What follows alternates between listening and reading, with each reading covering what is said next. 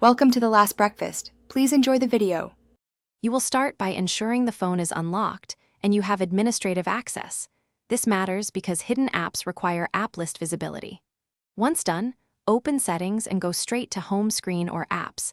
Depending on One UI version, this menu can differ. Make sure to note your One UI version in About Phone if menus look different. This prepares you to locate app visibility options quickly. It speeds the process and avoids wandering through unrelated menus.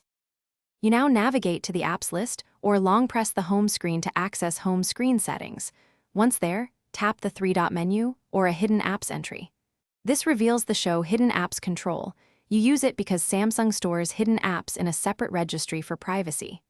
Next, toggle the specific apps you want visible or choose a global show option. Make sure to scroll.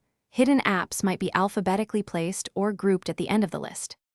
Finish by returning to the home screen and app drawer to confirm the apps are visible. This step verifies the change took effect. If icons don't appear, restart the device. Reboots refresh launcher caches and often resolve display issues. If problems persist, check Secure Folder and any third-party launchers, because apps hidden there won't reappear in the normal app drawer. One key troubleshooting tip: clear the launcher app cache before more drastic measures, as that commonly fixes visibility glitches.